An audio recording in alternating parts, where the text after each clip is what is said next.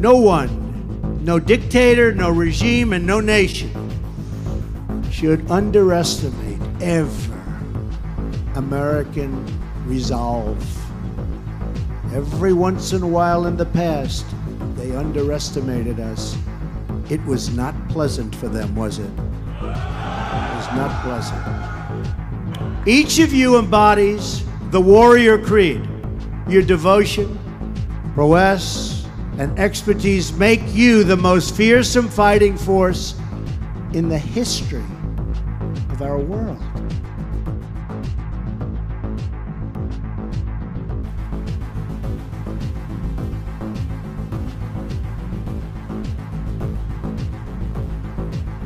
Together with our allies, America's warriors are prepared to defend our nation using the full range of our unmatched capabilities. Start things off with U.S. President Donald Trump's first stop in his Asia tour. Before heading to South Korea on Tuesday morning, he sat down with his Japanese counterpart, Shinzo Abe. The duo saw eye to eye on North Korea's nuclear issue. Ji Myung-gil has our top story. At a joint news conference in Tokyo on Monday, U.S. President Donald Trump and Japanese Prime Minister Shinzo Abe reaffirmed their policies towards North Korea. The regime continued development of its unlawful weapons programs, including its illegal nuclear tests and outrageous launches of ballistic missiles directly over Japanese territory, are a threat to the civilized world and international peace and stability. We will not stand for that. The era of strategic patience is over. Japanese Prime Minister Abe said North Korea had dominated their talks and that he and President Trump were both completely on the same page. Abe reiterated that now is not the time for dialogue but time to maximize pressure on North Korea, as in Japan's new sanctions that will freeze the assets of 35 North Korean groups and individuals. When President Trump arrives in South Korea on Tuesday, he will likely be looking to strengthen Washington's alliance with Seoul and reaffirm their joint push to maximize pressure on North Korea over its nuclear and missile programs. President Moon Jae-in still favors dialogue as the way to defuse nuclear tensions on the peninsula and rules out any military options against Pyongyang.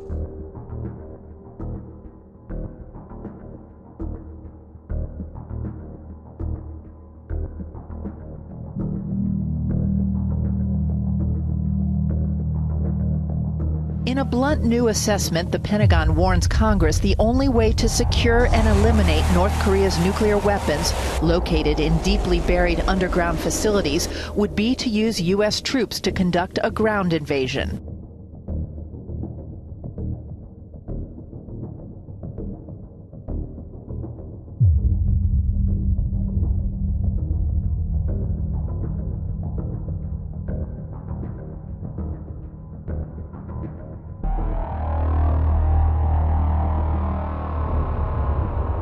It is the most bleak assessment.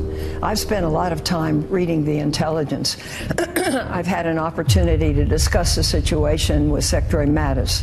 I believe that an outbreak of war would kill hundreds of thousands of people. According to the letter penned by Rear Admiral Michael Dumont, Vice Director of the Pentagon's Joint Staff, and obtained by the Washington Post, North Korea's response would likely include the use of biological weapons and a long-standing chemical weapons program with the capability to produce nerve, blister, blood, and choking agents. 16 lawmakers, led by Congressman Ted Lieu of California and Ruben Gallego of Arizona, all military veterans and all but one a Democrat, signed a letter urging President Trump to stop making provocative statements that undermine diplomacy. The president decided one day to tweet out that that was a waste of time. The U.S. military has 375,000 U.S. military personnel under its Pacific Command, 200 warships, 5 aircraft carrier strike groups. The U.S. Army has 28,500 troops at 6 bases in South Korea. Its motto, ready to fight tonight. The U.S. Air Force keeps F-16s on strip alert there to launch at a moment's notice. 50,000 American sailors and Marines are based in Japan. The Air Force recently announced it would deploy F-35 Joint Strike Fighters to Japan for the first time. 7,000 U.S. troops are based in Guam, along with U.S. fast attack submarines and a new rotation of 6 B-1 supersonic strategic bombers, which conducted a training mission near North Korea last month. We dominate the sky. We dominate the sea. We dominate the land and space. But on Capitol Hill this week, a North Korean diplomat who defected last year had the following warning. Frankly, Kim Jong-un is not fully aware of the strength and might of American military power.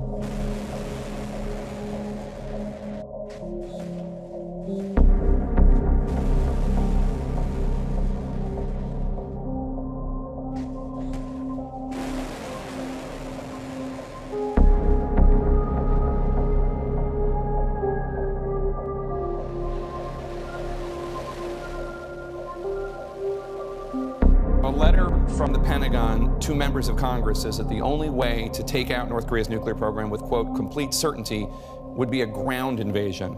Is that something that you could support? Well, I think we have to exhaust every other remedy. North Korea's behavior has to be contained, stopped, reversed. They cannot have a nuclear weapon. My concern about North Korea is not only what they're doing, but what they're advertising, that they may want to sell some of this technology. I was in Pyongyang a number of years ago on an intelligence trip to the capital of North Korea, and we were talking to them about stopping the production of all these missiles, the missile technology. They said, we only make them to sell them. Do you want to buy them?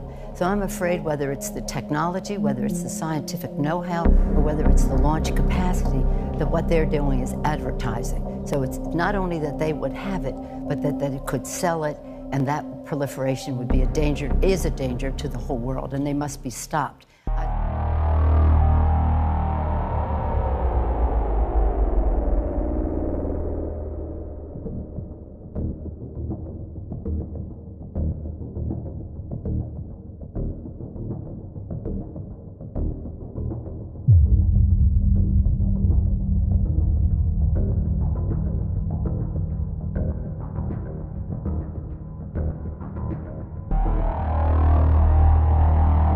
The United States of America stands in solidarity with the people of Japan against the North Korean menace. History has proven over and over that strong and free nations will always prevail over tyrants who oppress their people.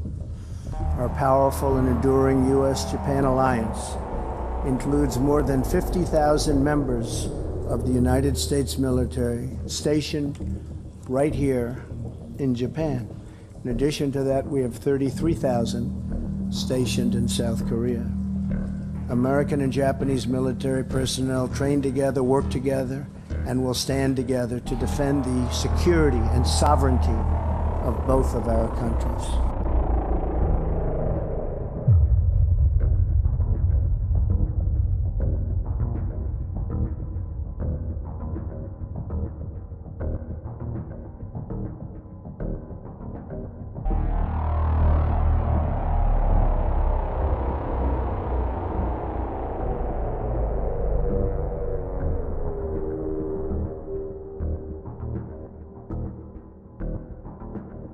he also said that that was a warning to China. And this is a reversal of decades of American policy where we restrained the Japanese.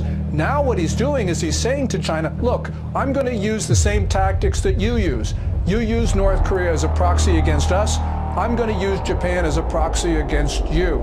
And I think people in Beijing must be pretty nervous right now because that is such a monumental change for us. And they've got to understand that President Trump is going to do everything possible to defend the American people.